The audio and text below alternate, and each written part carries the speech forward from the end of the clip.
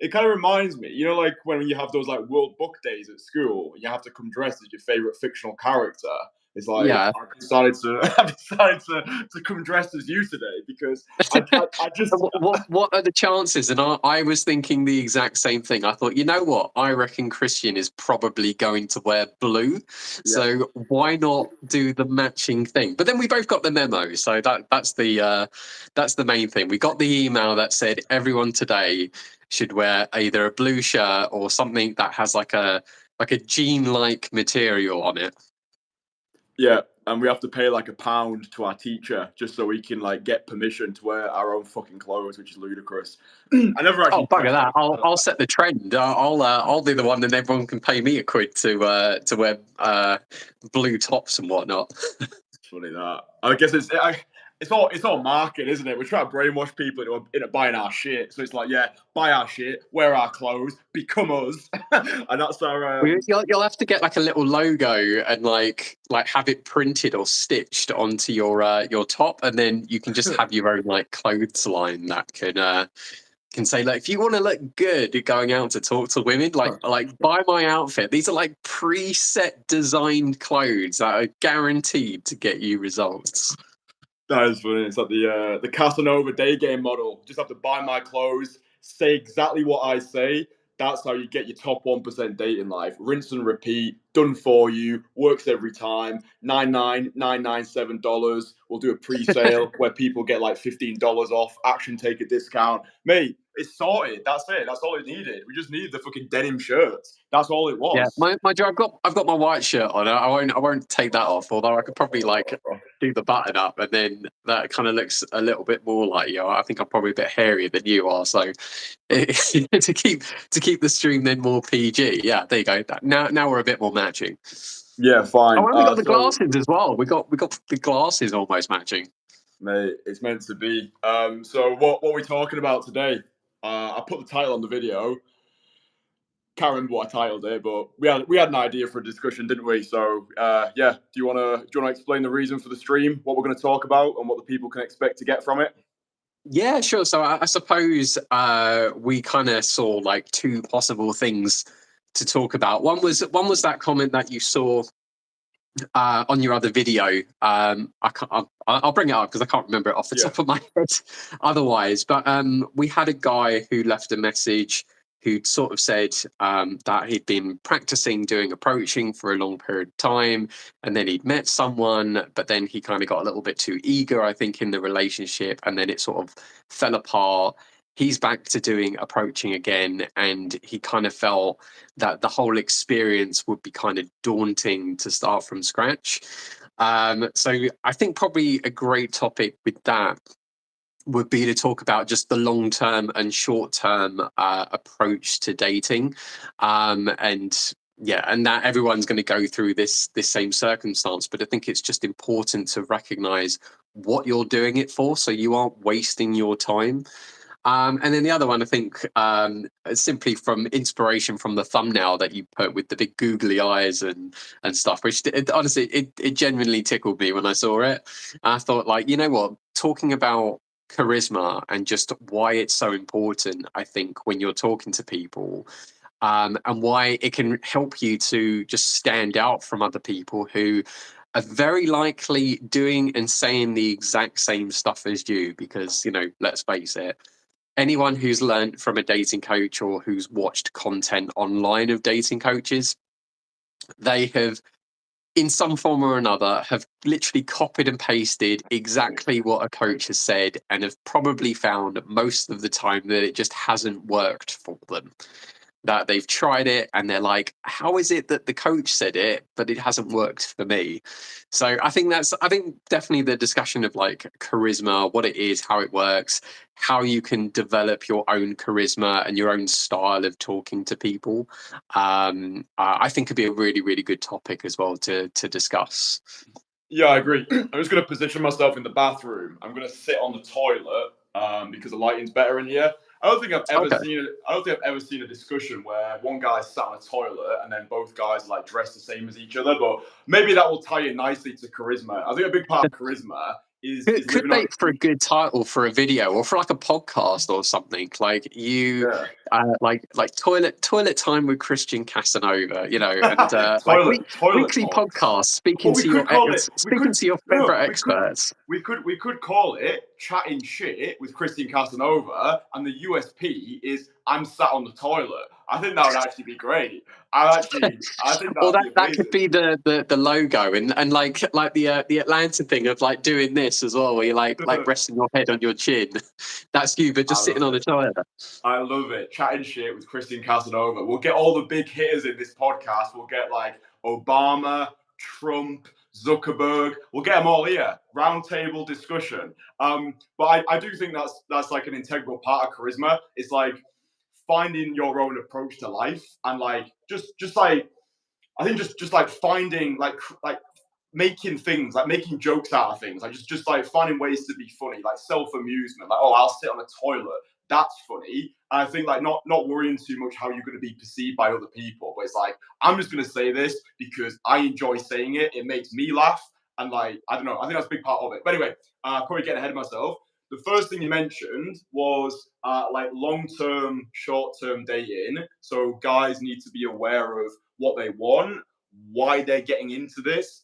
We've spoke about, or you spoke about having an exit strategy in the past, where knowing when to leave the emotional casino, like knowing when to cash out, and then maybe how you deal with life if you found a really good person and then it all turns to dust. So I did address this on my live stream earlier on, but I thought I'll bring you on. You've got more to say. You've got more experience in this field. So yeah, do you want to just share some insights in terms of like long, short-term desire? Yeah, well, you know, actually, out of curiosity, in your live stream earlier, what did you speak about in regards to the issue? For the guy who'd left the comment, what was your response? So my response, because he said to me, is this what abundance is supposed to feel like? You know, when you meet someone really good and it all turns to space, dust, and ashes. My response was, no, this is just what life is supposed to feel like. So honestly, my no BS advice was get on with it. Stop being a little bitch about it, because that's actually the advice that I would give to myself, and I think it's actually the advice which is important, because I do think guys waste a lot of time ruminating in their own egoic self-absorption with this stuff. It's like, oh, I've met a really good girl. Now she's not in my life anymore. I'm feeling disheartened about putting myself back out there. And it's like, but dude, what's your other option? You know, you can't just stay at home all day wallowing and crying after her. I think that the best thing that can happen on your tapestry of exploration is to go through these experiences where you meet a great girl, you have the cosmic connection, and then it doesn't work out, because I think we need this in order to reach this place of what I call transcendent mastery, where it's like you've seen it all, you've done it all, nothing phases you anymore. So my advice to him was be grateful for this experience. It's going to set you up better to navigate relationships later in life. But just accept it is part of the game. It just is, if that makes sense. Yeah. Okay. Yeah. In fact, I've actually just brought up the comment, so I'm going to just read through it. But yeah, for what you've said there as well. I mean, that kind of at least has me on the right track of what I can give as a response. So you put, hi Christian, great video as always. That sentence, I have to go out and do it all again, out of context, sparked a train of thought. Could you address this in one of your streams if you get a chance? So last 6 months, I've been going completely all in on this endeavor. I made a lot of progress after hundreds of approaches, tons of rejections, dates, hookups, ups and downs, nights out, etc. I love that, but just the throwing of like the nights out sort of thing. I've done all this daytime stuff, but I'm just including a little bit of evening stuff in there as well. I met someone, pretty much my dream girl, thought impossible 6 months ago, but things fell through. TLDR, I made the rookie mistake of being eager. Okay, interesting. You always say that abundance is not having, but knowing you can have the ability to go and get it. I have acquired that ability now, but I'm also aware of the daunting amount of effort and time it requires, and thinking about the statistical likelihood of finding a girl like that is disheartening. Right now, I am most the capable version of myself and I've ever been when it comes to attracting women. But yet, I still feel the burden of performance heaviest on my shoulders now. Is this abundance? What abundance is supposed to feel like? Yeah, I mean, I guess it really is just a part of life with that, and also just recognizing really what abundance is. Abundance is just having more flexibility with your choice. It's not necessarily meaning that you've now just literally got any woman that you meet on tab. It's about knowing that if you lose someone, you aren't relying on them, and that your whole world isn't going to fall apart just because things haven't worked out for you. Now, and you've mentioned about with the mistake of being too eager. Well, I mean, it depends on how eager you were. Did you change your behavior from before you got into a relationship with her, and then it changed when you did get into a relationship with her? Um, if I, so I'd have to probably get like clarity on what does he mean by being too eager? Because usually when you're in a relationship with someone, if someone enjoys your company, you like them, they like you, spending more time with each other isn't usually that bad. But there's still a particular point that you could maybe go a bit too over the top. But then that's also what he recognizes his issue might be. So I would be curious if he ever does respond with that. I mean, I'd be very curious to know what he means by him being too eager, and what changed from before when he was dating her to then getting into the relationship. Because I think one of the problems that I think any guy who does a lot of street approaching or cold approaching has is that they are, when they're out and about, they are essentially putting on a character or a persona, or in fact, actually, a better way to phrase it is an alter ego. You know, it's the very typical thing that happened with a lot of the pickup artists back in the day, when they either created a different name for themselves, or if they wanted to develop a particular personality that was going to be attractive, but instead of integrating it in who they were, they instead would compartmentalize it, and they would see it as, when I'm going out and talking to people to cold approach, I'm going to be this particular person. But when I'm outside of that, when I'm kind of switching off or taking off that mask, I'm now going to be my just normal person. Maybe we'll say, just for the sake of it, the normal weird version of themselves. But if you're not actually developing your own charisma or confidence in that original version, then yeah, I can see how when you then get into a relationship with someone, that mask can tend to slip. And then you are now being more comfortable with someone who you're attracted to, who you've now built a deep connection with. And so by letting that mask slip, you're now becoming someone who actually she probably doesn't find attractive, because that's not who you genuinely portrayed. Which maybe ties really well in the importance of being charismatic, or just being that confident version of yourself, or that self-actualized version of yourself. Because you can, if you're weird and bizarre up front with someone, and yes, you might end up having a bit of a filter play out where there will be women that like it and there will definitely be women that don't. But at least with the women that do like it, you're being yourself.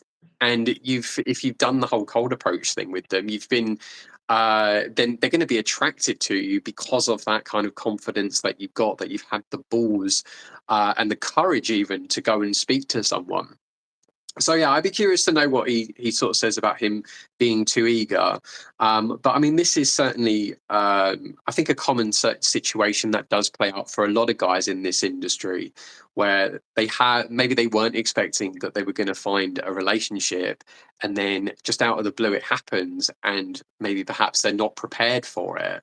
But there's certainly a life lesson that you can get from that, and that is to just recognize what the mistake was that you made. And you know, we're human as well. You know, we'll make errors and we'll make mistakes. So even recognizing it might only still get you so far. You might still make the same mistake next time again as well. I mean, that's absolutely okay. But definitely, whatever the mistake is that you feel that you made, as long as you recognize it, you're aware of it, and then just think, okay, the next time I find myself meeting someone that I really like, I need to try and do X, Y, and Z differently. Whether or not the guy rushed into a relationship could potentially be a factor. If perhaps that mask again did slip whilst he was in the relationship, then he knows that maybe perhaps he needs to show himself off, or show that actual version of him off before he gets into a relationship with someone. So at least, there's like this agreement of like, okay, I like you for who you are and you like me for who I am. So there's that mutual, what's the word for it? Okay, I can't think of what the word is, but it's as long as there's that kind of like mutual understanding that that you both really like each other and you like each other for who you are as well. And then as for the thing about finding it daunting getting back into it, just remember that you are at least in that group of guys who can accept that, it hasn't worked out, but I can put myself back out there again. And that there are so many men who just don't have that confidence or understanding that if things don't work out, for them, their life or world is over. They will be the ones just sort of sitting indoors, they'll binge watch movies, they won't socialize, they won't go out, and they will just accept the situation and not take responsibility for it. Now, it's okay to be upset if things haven't worked out. I think it's probably almost a bit weird when I've heard like certainly coaches in the past like say, as soon as you've come out of a breakup, like, yeah, just sleep with someone else. It's like no, you can grieve a little bit, especially if you've been with someone for a long period of time or for however long a period of time.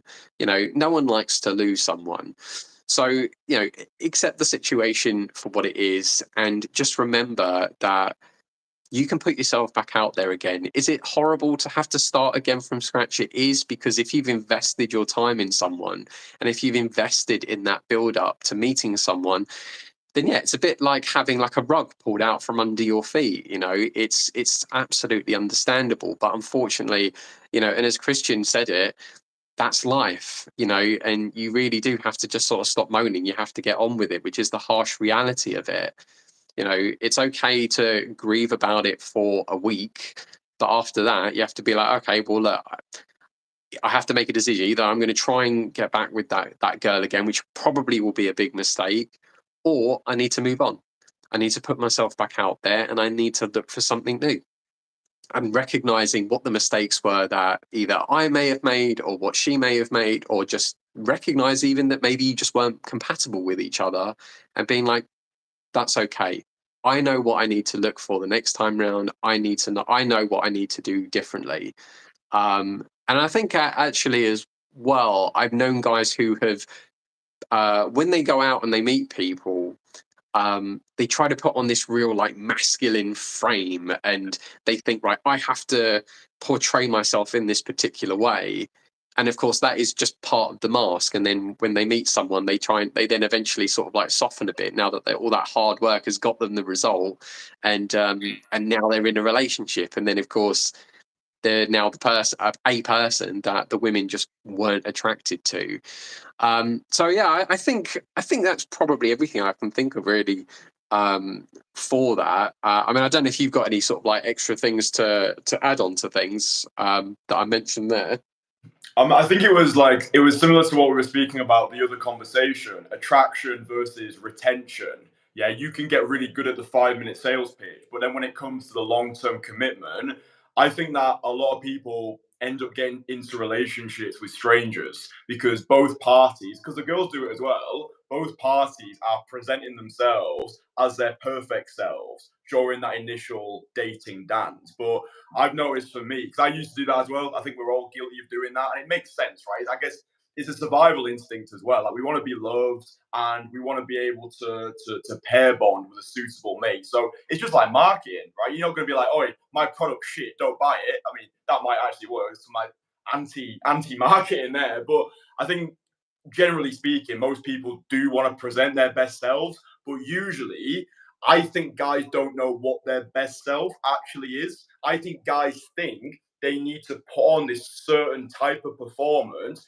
in order to create attraction with this girl. But like obviously girls always say, I want a guy who is just himself. Yeah. And I think oftentimes guys don't understand what the women are actually saying. What I've found that sentence to mean is they just want a guy who's not trying desperately to be something that he isn't. Like they just want a guy who has fully accepted himself, like all of his insecurities, all of his shortcomings. He's made peace with all of that stuff. He's excited about who he is and he's excited about where he's going. And he's particularly interested in her as an individual. And I think that when guys hear this, just be yourself, they like turn their nose up at it because, oh yeah, but being myself hasn't worked like up to this point. It's like usually I find with guys, it's an inner game issue. Like they've not give themselves full permission to be the full-bodied version of themselves. I think that's when they get sucked into this quite dark marketing from a lot of the dating industry, where they make it out that you have to become this like dark triad, super alpha player, emotionally devoid robot in order to get women. And that sends guys down the complete wrong path. Like that's not how you develop charisma. The way you develop charisma is be like, right, what are my strengths? What are my weaknesses? And then for me, just having the emotional bravery to present yourself as you are rather than as you feel as though you need to be. I think that's the key for charisma. It's just loving and respecting yourself completely, which I think is the hardest thing to do in this space, especially. Yeah, and I'm glad that you mentioned about with the marketing thing, because that's the thing as well. Unfortunately, saying to people or saying to guys, like, you know what, learn to be a better version of yourself. It doesn't quite have that same panache as saying, like, you know what, if you do the training with me, I'm gonna get you a dozen phone numbers. You're gonna go on instant dates and you're gonna sleep with all sorts of women. You know, it doesn't quite have that same sort of magic to it. But the reality is by being able to develop your social skills and bringing out that best version of yourself, which is deemed as self-actualization, then that's the version of you where you are being yourself that is going to get the best results, because people are going to, well, it's like when we spoke about with branding the other day. People are going to be attracted to a particular thing. And the last thing I want is guys being this cookie cutter of their favorite coaches. You know, like you are you, the style that you've developed over the last 4 years with talking to people, with having conversations that are very specific and more meaningful to you. Now, of course, when you've then got the guys who watch your stuff and they're like, oh, I want to use that line. Oh, I'm going to try this and that. Don't get me wrong, for beginners, it's a great crutch to be able to use something that is tried and tested, especially if you're seeing it used multiple times from your favorite coaches, wherever they are in the world. But that is them.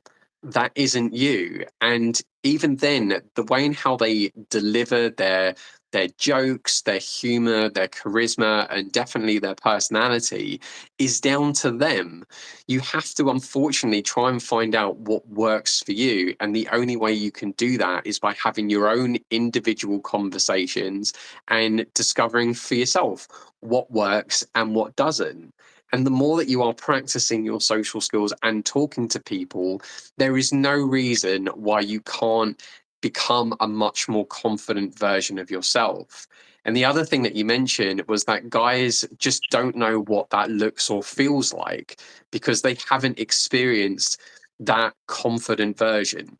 And until they go through that developmental journey to do that, which can be very scary, and and let's face it, everyone has the fear of the unknown. If you don't know what to expect, you don't know what putting yourself out there is going to look like. You don't know if it's going to go well or not going to go well. Most guys will always kind of predict the worst case scenarios to happen to them, especially if they're going to go out and talk to strangers. Then of course it's going to just make that journey even harder to do. But the reality is you probably only have to do a handful of approaches and have so many conversations. And suddenly, when all of these limiting beliefs or worries go out the window, you then start having actual conversations that you enjoy having, and especially ones that you're very curious about. If you're asking people questions and you're fascinated with like other people, their cultures, their backgrounds and stories, then again you're going to experience that truer version of yourself, the one that isn't replicated like anyone else, that neither me nor Kristian nor any other guy is going to be able to replicate. And because of that, you'll then find that if we were to, like, let's say, all go out and do street approaching together, there will be women that will solely only be interested in Kristian. There will be women that will be solely only interested in me, and the same for any other guy that goes out. And that's because we've all got our very different ways of speaking, communicating, and definitely flirting and having conversations with people. Kristian's definitely a lot more extroverted than I am. That's going to definitely be with his magic stuff, that he's been able to develop a different kind of confidence.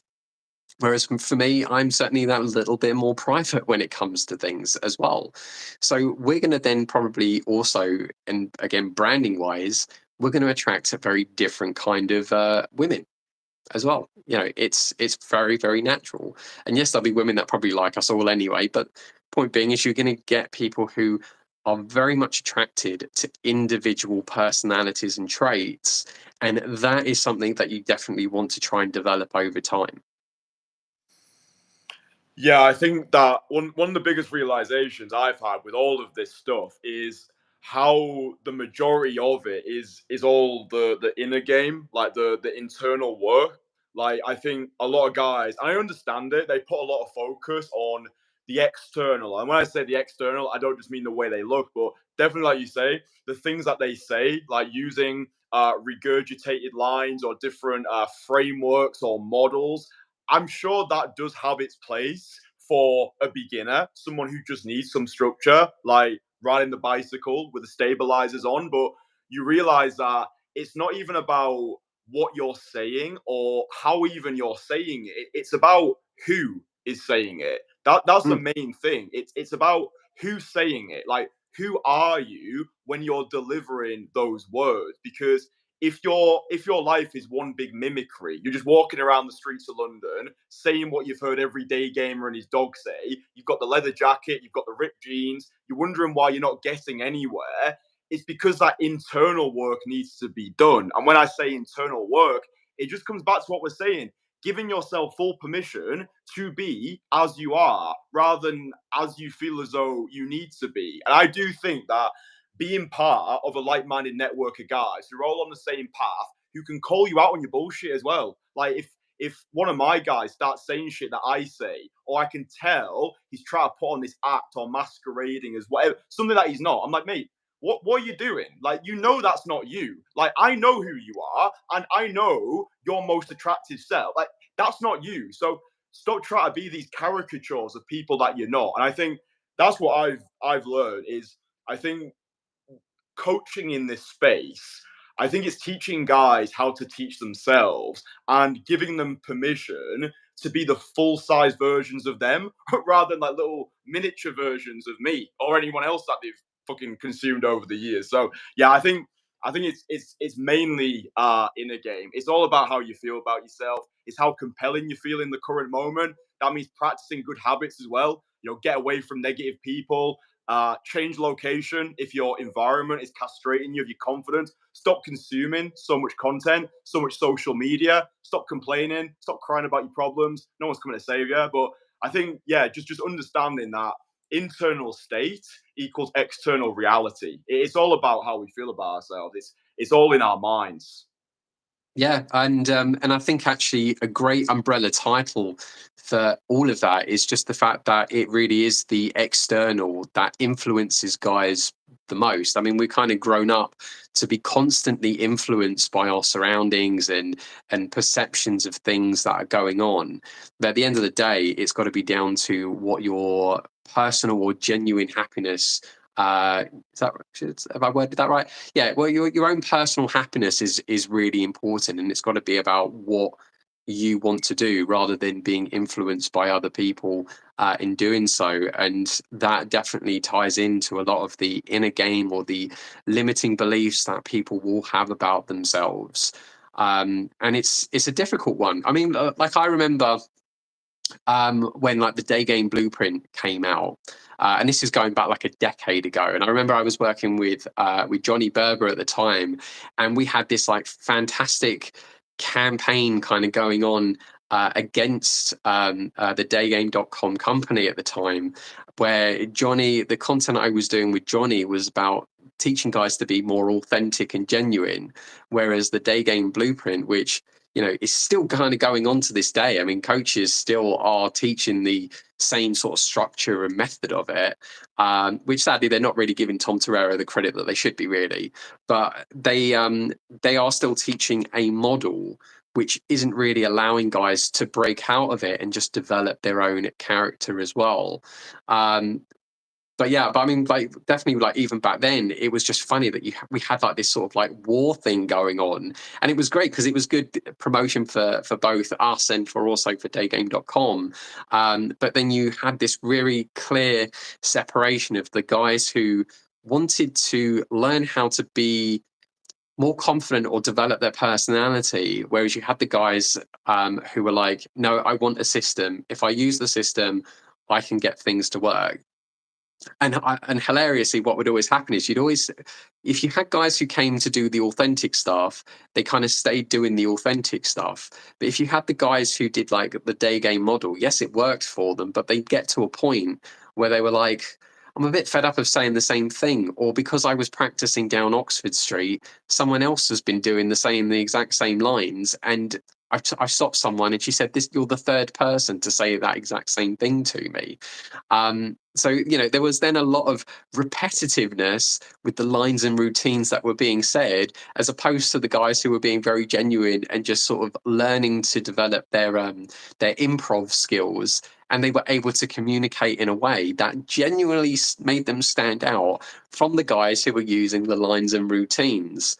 So, but it was just, I just vaguely remember that. But I mean, that was just certainly a really funny experience to just sort of see and hear of that scenario playing out, because you just wouldn't expect it in London that people would be saying, like, someone said the same thing to me over and over again. So again, it's just important to be able to develop some kind of charisma or just something that makes you stand out from other people. But that can be also very difficult if you don't believe in yourself and have that and believe that you can develop that kind of confidence that could actually attract women. And so instead, copying coaches or just copying other people will only get you so far. Yeah, I think it's that contemporary addiction with magic bullets and quick fix formulas. Yeah, it's like, I remember someone used the example once of like either practicing meditation or just taking like Xanax to calm you down. Like both achieve the same thing, but with meditation, it's going to take a lot longer. There's more perceived effort involved because you actually have to learn the practice, or you could just take something which gives you the same result, less effort involved. And that's why like the pharmaceutical industry is making so much money compared to a meditation coach, right? So it's like people are looking for those magic pills or quick fixes, but I think in the long run you do have to put the work in. Like you do have to sit with yourself and be like, right, what am I shit at, where can I develop? And I think that actually developing charisma, like how would you go about doing that? Because I think it's an individual journey, isn't it? Like what's worked for me in my life, I don't think is that replicable for the majority of people. The way I've developed my charisma has been doing magic since the age of 13, living up north, dealing with a lot of hecklers when I've been performing magic on stage, at weddings, solo traveling across the world. Like it would be wrong of me to give that blueprint to anybody because it's how not how be to. A magician and have people shout at you.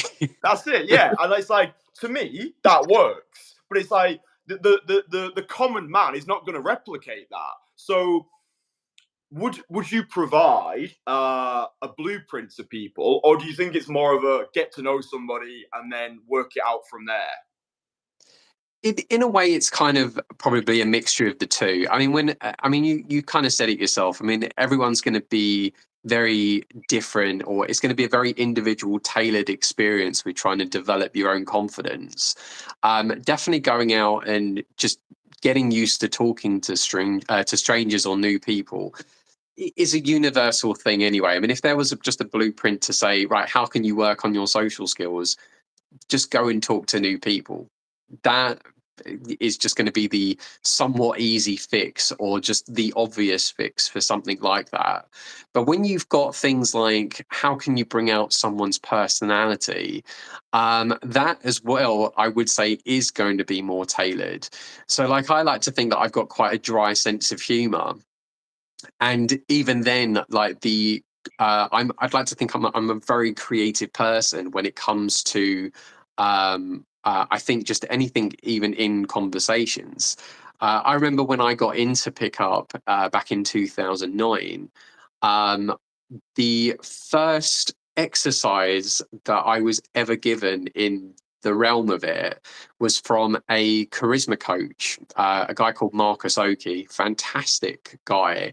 And he was someone who actually just taught people how to, well, develop their charisma and their conversation skills. And he had a very, very simple exercise that just from that absolutely sparked my curiosity with just how charisma works and how you can learn to really develop it. And then even for me, it was really just finding my own methods of how to do it, rather than necessarily trying to sort of like pick from other people, or try stuff. So like, he had a great thing, and maybe in fact actually you could probably even try it in your own time, or actually, have you got a bottle of water with you right now? This Yeah. could be a really good thing. Like, I want you to just grab a bottle of water. So I'm not going to get you to do anything dirty with it or anything like that. But I want you though to describe the bottle of water to me, and to the viewers as well. And I want you to talk about it as if you are genuinely in love with this bottle of water. Okay, well, it happened 4 years ago when I was living. I was just a lost, lonely little boy, and I was living in my grotty apartment in central Leeds. And the only people, I call them people, but the only creatures that I knew at that time were the cockroaches who came in from the windows. And I would spend the majority of my days writing on my notepad, thinking how lovely it would be to connect with another human. And then, lo and behold, one summer's day, I got a knock on my door. It was the milkman. The milkman came around every Wednesday, and this time he didn't have milk, no glass bottles. He just had plastic. So the milkman departs and he leaves behind one item. And upon further inspection, I realized it's not milk, it's not glass. Lo and behold, it actually became my future wife. And myself and Brenda, we've been happily copulated for those 4 years. And she's honestly the most incredible woman I've ever met. I like to say she's a bottle half full rather than a bottle half empty. She's just always there for me. She never answers me back. She never challenges me on anything. She's just a good person, and I know I wouldn't be the person who I was today without Brenda. Without Jeffrey as well. Jeffrey's a milkman. But no, I love her. I love her to bits. She's the greatest feature in my life, apart from my mum. My mum has met her. My mum didn't like her. She said she was a little bit too fake, a little bit too plastic for her liking. But each to their own. Okay, Yeah, so I'm gonna jump in now, and now we're gonna switch it. And now this time, I want you to describe the bottle of water to me, but you have to be really angry about this bottle of water. fucking Brenda. So everything was going fucking great, and then it turns out she was having an affair with the fucking milkman. Can you believe that? Piece of shit.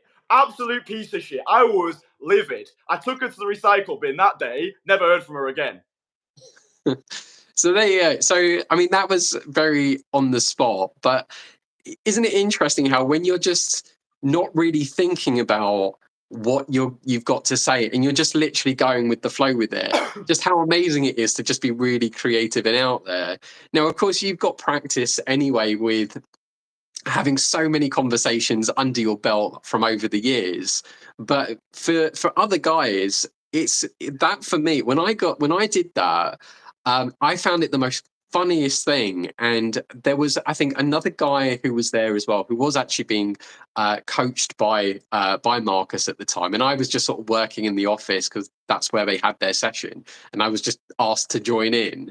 And it was just interesting how the three of us had very different versions talking about this bottle of water. And when we did it, we were also very just descriptive. So like the branding on it, the actual size of it, like how much water or how much drink was in it as well. And we had to then also do like a round of like different emotions. So one was like being in love, one was being really happy, one was being really sad, one was being really angry. But it was just a really good exercise to just understand what it's like to just be in flow state, and also just to be a bit silly as well, and recognize that we have a very spectrum of emotions to play around with, and we're in more control of it than we'd like to think that we are. That when you go out, if you're really nervous and scared, there is an element of method acting in that, and that you might also just be behaving in a way that's going to make it feel like it's really scary. But if you reframe it, and you can think about like, you know what? I felt absolutely amazing today. I am going to meet the most amazing women. And you know what? They're going to like me. I'm just an amazing person. They're going to have the biggest smiles on their face. That subtle shift can then turn what might be a very nervous experience for a guy going out to one that's actually just a very fun and enjoyable experience. So we'll do another one now. And this one's actually a really good one if guys are going out with like a friend or a wing or whatever, and probably even like a coach as well, if a coach was even daring to try this. But for another exercise that I've got is really just to kind of develop that improvishness. And this is something that I got from, funny enough, actually, an improv coach who does a lot of stand-up comedy, and they taught stand-up comedy to a lot of corporate companies as well. And what we're going to do is we're going to take turns. We're going to tell a story together, and we're going to say just one sentence each, and we're going to alternate and try and carry on the story with each other. Okay. So we'll give it a go. This will either be really funny or it'll go horribly wrong. But that's the purpose of this. And this is just something that's really great. If you're out and about on the street, if you and your wing are really nervous, this is just something just to kind of bring you into a much more like childlike state, and just get you to go, you know what, this is what it's about. When we're going to go and talk to people, it's about having fun and remembering we want to kind of give more than what we're going to take, and just making sure that people are going to have just as much of an amazing experience when they talk to us as much as when we're going to talk to them. So, all right, so we'll start the story. There was once a man walking along a street. He undressed a local mole rat with his eyes. And then the mole rat looked over and gave him a very shrewd look. She thought, is that Jeffrey, the milkman? But she was mistaken. It was Barbara from the hairdressers. Ah, Barbara. Barbara had just finished her latest session of underwater basket weaving. But she looked amazing. She was wearing the most silkiest long dress that anyone had ever seen. She was so fucking wet. So wet that she didn't realise that she was still wearing her scuba gear. And then she got eaten by a great white shark. The end. So yeah, so you've got just that sort of bit of silliness there, and you can kind of be as creative as you want. And what can be really great is actually almost keeping it in theme to what to expect with street approaching. So we'll do one more example here. I think that's a pretty typical day in London. It is, getting eaten by a whale. I mean, yeah, it's a very normal thing, especially if you go into any of the takeaway shops. Absolutely. So we'll do one more example of this, and we'll try and keep the theme to just to do with cold approaching. So we'll still be kind of silly with this, or we'll see where this goes, but let's keep it to just that. And again, it just also just helps frame the silliness when you're going out and about. So how should I start this? So Bob was walking down Oxford Street and then he noticed this really hot girl. His first thought was, I hope she's not a man. So he went over to ask her a very specific question. He said, are you a lady boy? And she said, no, why do you ask? He said, oh, wrong person. But out of nowhere, there was a rustling in a bin nearby. It was Nick Krauser. And then he popped his head out and then he said, Oi, I bet. I was going to say, but did he get laid? But no, he said, buy my program. but again, so we'll end the exercise there. But I mean, you can kind of see, like, you can just be really silly with it. I mean, we're having a laugh about it, and imagine if you've got a guy or a group of guys who are nervous on the street. They've had a little bit of silliness now. They're in a much more playful mood. They've kind of livened up. They probably feel that anxiety. Even if it's dropped to just a little bit, it could make all the difference in the world to go over and strike a conversation with someone. And it also just warms up, I think, those improvish conversation skills as well. So when you are going over to speak to someone, you're not necessarily going to fall into the trap of saying the very typical thing that every other guy is going to say. And in fact, I have experienced myself, and maybe you have in your early days, but I found whenever I used a line or routine from someone that I'd either heard online or someone that I'd worked with, I actually found it very difficult to break out of that way of thinking and then be creative. I found that if I went into a conversation creatively, it was easy to just carry on that flow. Whereas if I went in with the, excuse me, can I just tell you something really quickly? What I noticed about you was XYZ. I found it very difficult to break out of that autopilot and then start saying the things and ask the things that I wanted to ask. So it's just food for thought, really, with that, and just why, if you can go in with already a much more charismatic attitude, you will find that your conversations will flow better because you're actually trying to be more present rather than thinking like, okay, I'm going to use this strategy. This is the line I'm going to say. I'm not even going on what I've genuinely noticed about her. What am I genuinely interested in asking?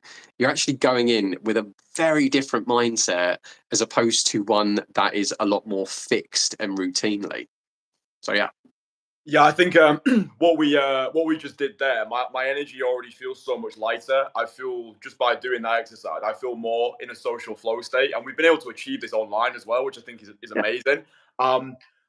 I think that humor is the cheat code into cold approach, sexual marketplace. Like, I think the vast majority of guys who either coach in this space, who are learning from other, like they're just boring.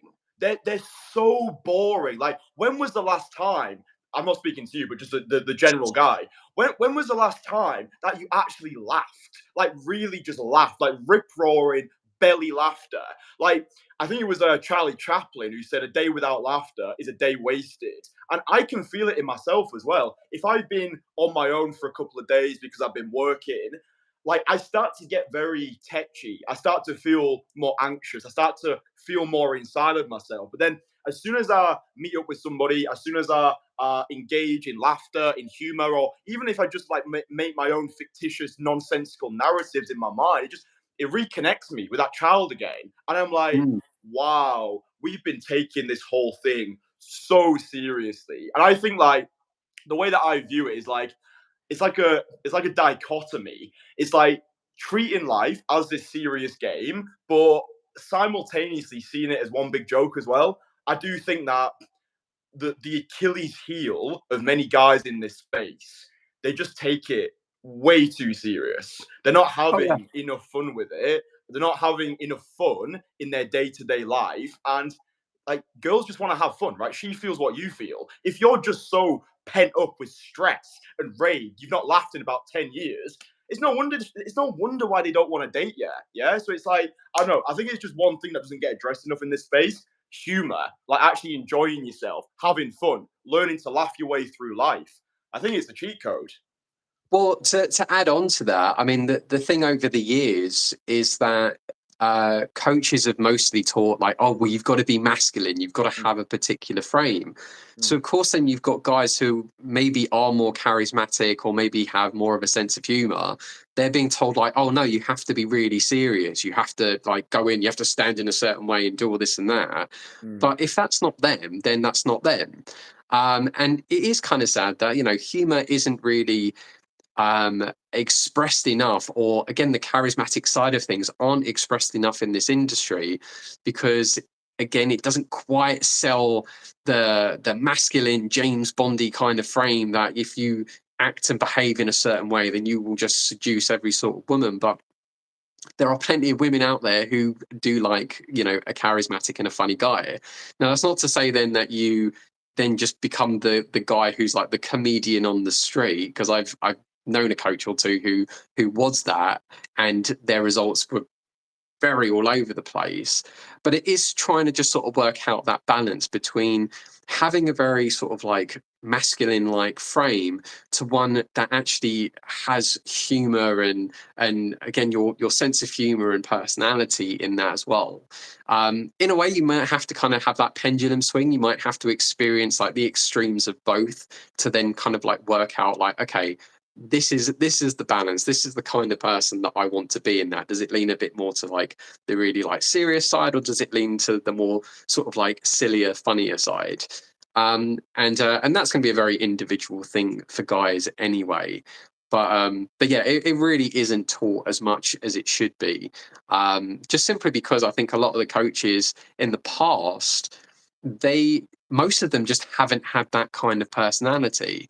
But ironically, I think a lot of their clients, or a good portion of their clients, have been guys who have more of a that funny side to them, but they're not really being taught that, or it's kind of being drilled out of them. So again, it's a shame, but it's why, you know, when guys are actually looking for coaches, they do need to be a bit more selective with who is more suitable for them, just personality wise. And if they need someone to who has more of a sense of humor to them, that's really what they probably need to go to.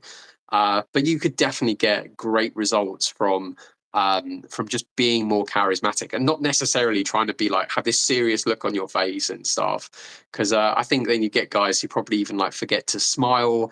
They don't tell jokes. I think they almost kind of develop like a monotone voice as well, and they try and go like purposely really deep and slow, you know, and then they walk away and they just feel like absolutely ridiculous for doing it because it's not quite, you know, who they were to begin with.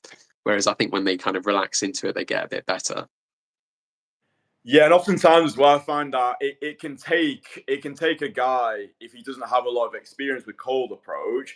Like if we're on our first or second day, it could take him about 10 approaches to actually find himself in those approaches. So like the first 10, he could be a version of himself that he's not. He might be feeling like a little bit stiff, a little bit all over the place. Then once he's broke the social ice with himself, we've been bantering as we've been going around, then it's like that unlocks the real version of him, and it's really nice to see. But yeah, I think in this space, it's finding the people that you resonate with, finding the people whose approach to life that you want to emulate, but then not allowing admiration to become imitation. Like I don't want any of the guys who I work with to be saying the same shit as me. I don't want that. You want to be going out there, and you're only going to get that through real world experience as well. Actually putting the reps in, but I don't know. I just find that even when you're going through a bit of a sticky patch, like for me, it's like, you know, if I go out and I get loads of harsh blowouts, or if I'm messaging a girl, she ghosts on me, or if I have a really good date in my mind, I never hear from the girl again. My best response now is just taking the piss out of it, just seeing it as one big joke, like, ha, lol, we got ghosted. That's funny. And then I'll share the story with the guys in my network. It's just like, I don't know. I think it being able to just reconnect with that child again, not taking it too seriously, reminding yourself as well that this shit happens to everybody. It's a rite of passage a lot of the time. But no, I think it's a valid point. I do think that if guys can just start having more fun in their day-to-day life, doing things that they enjoy, spending time around good people, making sure they've got good healthy habits, living in a place which inspires them, like I feel way more charismatic and extroverted here, like living abroad, as I do if I were to go back to Leeds or my hometown in the Lake District. If I go back to my hometown in the Lake District, I associate that place with the person that I used to be, that like really scared, insecure little boy. So I don't know. I think that's another reason why just getting yourself abroad, living an international lifestyle, I think it's a good way to go through that personal renaissance and recreate yourself. It's a bit like when you go to university, no one knows you. So you can fake it until you make it. You can be whoever you want to be. I think that's a good thing about life. Like we can decide who we want our character to be. Yeah, and then we can just make our actions match our ambitions, and then do that. So I think it's cool. We can level ourselves up however we want to. Yeah, and in fact, I would dub that as cutting the cord. So, kind of like when you've got a newborn baby and the umbilical cord is cut, and then suddenly they are now free out in the world. By, I think, breaking away from your comfort zone so much, or definitely sort of within reason, but when you put yourself in a whole different environment and it forces you to adapt and to essentially survive as well, you create literally a whole new personality to yourself as you're just adapting.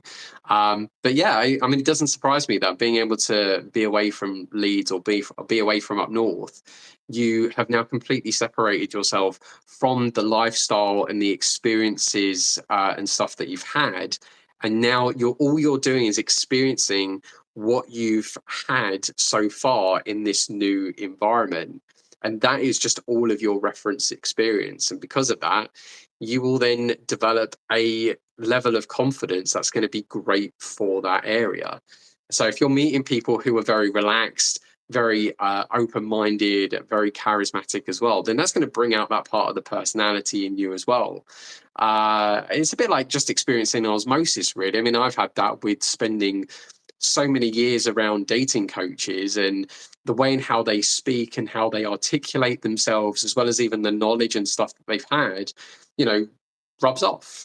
So of course I'm going to absorb it, and then I'm going to have my own interpretations of things, and that'll also be through my own experiences that I've had when it comes to dating.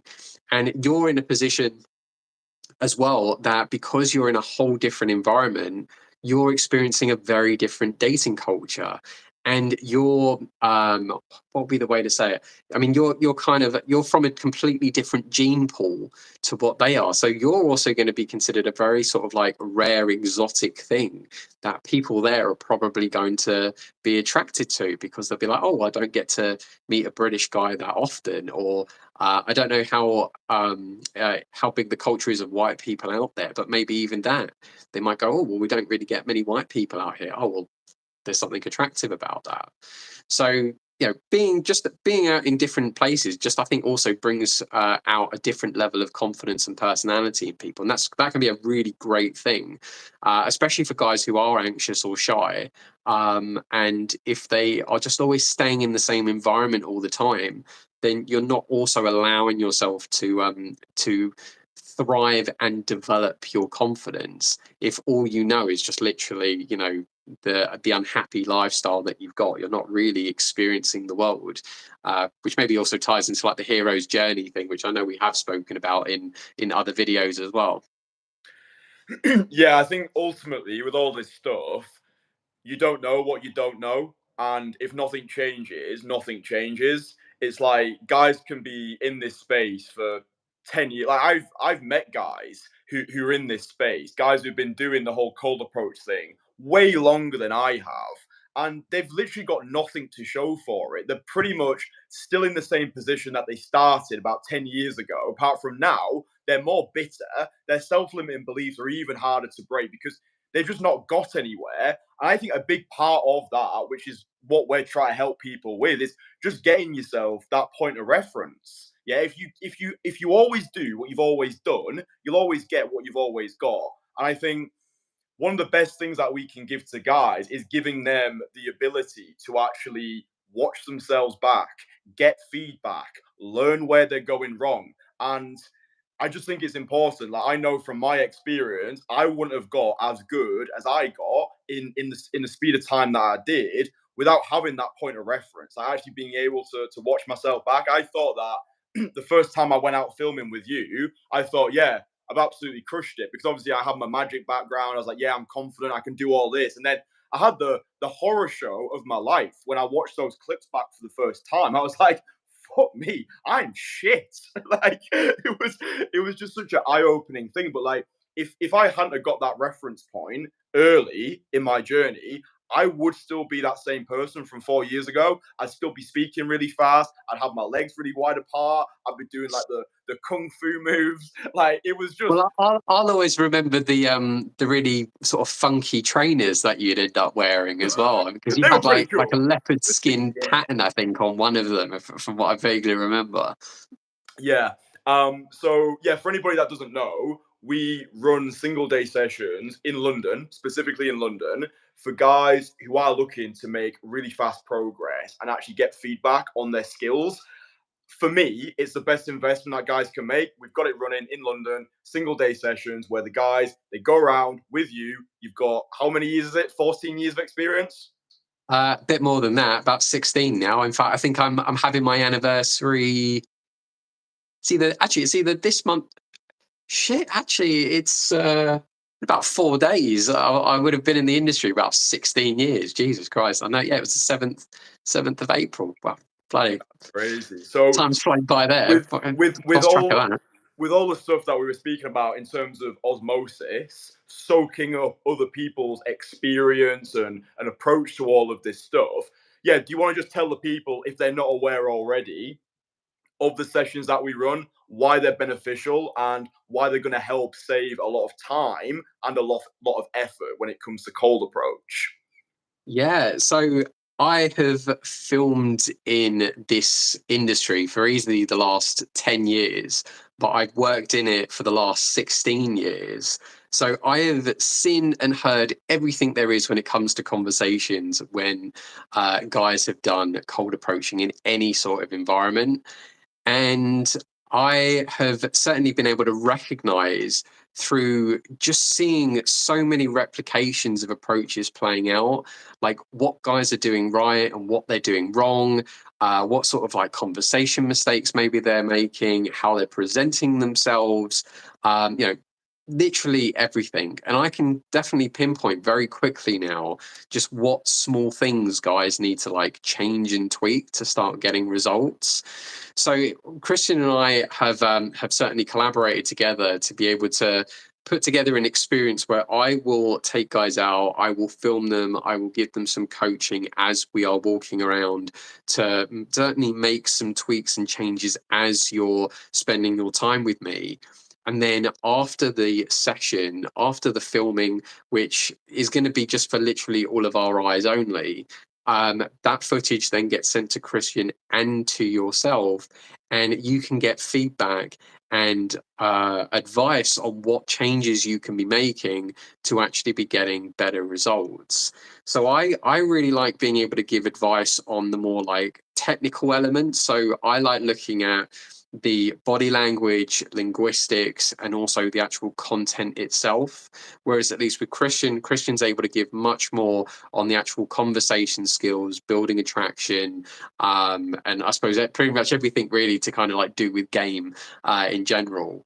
So at least then you've kind of got all of the fields covered there where I can help you at least get you more comfortable with going over and at least starting the conversation, and then Kristian's able to pretty much give you advice on everything else thereafter that. So I'd like to think you've kind of got the balance and the best of both worlds there, and you've got the all-rounder coaching that will certainly help you to when going forward, when you are going out to practice, you'll get better results. And fortunately, of course, you'll not just have us giving you feedback, but you'll actually have your own footage to watch back, cringe over, but watch back over and over again and recognize those bad habits or mannerisms that you've got so you can refine them. Because at the end of the day, we can give you definitely feedback and changes for you to make.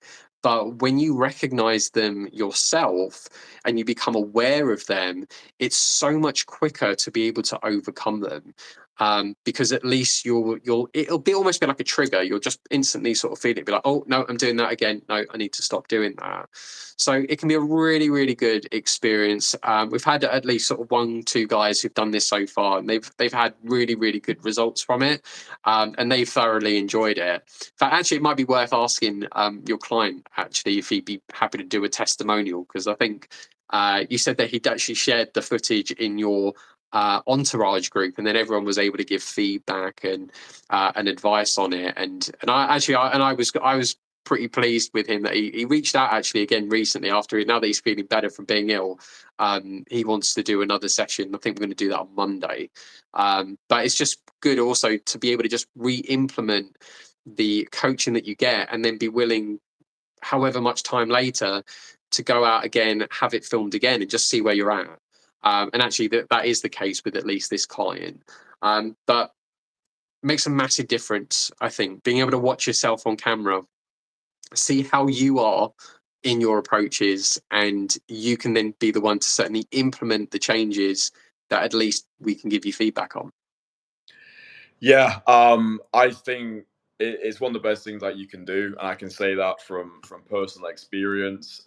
Just having that point of reference, like, it does shine a spotlight up to you, because I can say it to guys, like, oh, you're speaking too fast, you dress shit, you're not carrying yourself well, but like, evidence has got the loudest voice. And then when they can actually see it back for themselves, I think that's when the penny actually drops. It's like, oh, I can see what he's saying now. Like, yeah, I'm stood way too far away from the girl. Oh, I am speaking too fast. Like, what am I wearing? Like, I really need to change my wardrobe. It's like it's in your face. So like that's why the progress is guaranteed, because it creates pain. That's what it was for me. It created pain, whereas like I need to make some serious changes. Like I need And to. you get to see what you wouldn't have normally seen before as well. I mean, we obviously live through a very Mm, first person perspective. So when you actually get to see yourself and have this out of body experience, and you're like, Jesus Christ, is that what I look like when I'm going over to talk to people? Or is that what I sound like as I'm speaking?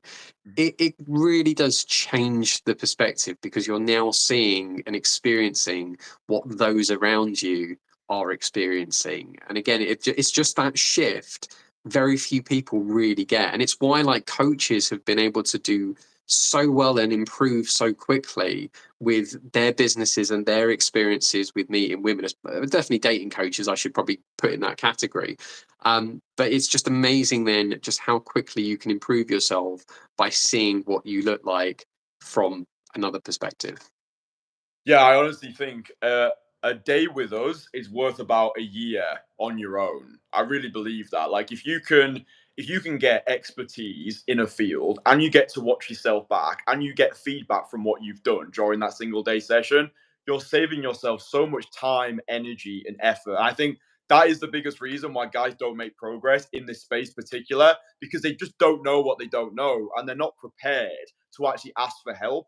I think guys have got big ego when it comes to attracting women. I think they think I should just be good at it. I don't want to. I don't want to ask for help. But it's like, I was never taught any of this stuff. Like, my Mm. dad never told me how to approach a girl. So you don't need to have shame attached to it. I think you should only have shame if the shame stops you from taking the necessary action. So yeah, I would say to anybody watching this, especially if you're living in London or you're in the UK, don't be pissing your time away. You pay with money or you pay with time. You pay with whichever one you value the least. I value my time more than I value money. So that's why I was prepared to work with you all those years ago, travel to London, line your pockets with money, being like, right, I want this skill set. I want the skill set fast. I wanna learn it so I can teach it. You pay people. You pay people who are better than you, who are further ahead than you, and you soak up their experience through osmosis. So yeah, the link is below. All the information's there. You can book in a free call if you've still got questions, because I appreciate some people might have questions or concerns. I think the final thing that I want to mention is it's not just for beginners either. Like, you could have been in the game for about 5 years and you've never got feedback. You think, oh, maybe I could actually improve in some areas. Maybe you're getting a lot of flakes. Maybe you're getting a lot of conversations that don't go anywhere. Maybe you're getting a lot of boyfriend objections. until you actually get feedback on that thing, you're not going to know. You're not going to know where you're going wrong. So it's not just for beginners. It's anybody who wants to improve at their ability to attract women organically. So yeah, I think that's an important point, because it's not just for guys who are completely new to this. Yeah, and also just to add, I mean, I try my very best to make sure that you have an enjoyable experience as well. Like I think it can. I think with one of your clients first, he was sort of a bit like, oh, is this going to just be a case of I need to just walk around and you're just going to follow, and it's going to have this sort of weird dynamic. It's like, no, I will walk with you. We'll have a bit of a laugh. I want you to enjoy the experience. And I'm going to obviously push you into interactions because I want you to get as many videos as possible. So then you can at least get even more feedback from Kristian. But yeah, don't worry. You're going to have, I make sure that you do have at least a good time with me. I'm going to try my best as well to sort of relax you. I always make the joke of that you're going to be dealing with the most or least intimidating cameraman that you will ever meet on the street, you know, and hopefully you'll see kind of why just within the couple of hours that we spend together, why coaches and people that you see on YouTube have done very well in the time that they have worked with me. So there's no reason why you can't have that replicated experience as well. Yeah, perfect. So yeah, link below, first link in description for anybody interested in that. Get your skills sharp for summer and beyond. And then yeah, the final thing, if anybody doesn't know who you are, what your channel's about, because obviously you've got your channel, you're doing your own thing on YouTube. Yeah, just let the guys know like who you are, what you do, what they can expect when they subscribe to you. Yeah, sure. So you can have a look at my channel, That Dating Anxiety Guy. So the end of last year, I actually qualified as a life coach and in something called integral eye movement therapy. I'm actually also looking to do a few other therapies to train in this year, but very specifically, I like being able to help beginners with developing their social skills, and definitely through doing things like cold approaching and working on their anxiety in this field of dating. So definitely, if there's anything that you've kind of resonated at least with me in this video, by all means have a look at some of my content. It's pretty much all based around dating and just things that you can do to be building your confidence, especially if you're going to be talking to women. But yeah, but I mean, otherwise just take a look if any of that kind of appeals to you. Yeah, I'll put your channel link in the title, and then I'll link you in the description as well, so people can go over, check out your videos, subscribe to you, like every single one of your videos, and then maybe send your love letters in the post. That's up to them. They don't have to do that, but if they want to, or wear blue tops. Send a photo wearing like blue tops. We'll have like this wallpaper of like hundreds of guys, literally all just wearing blue. That's funny.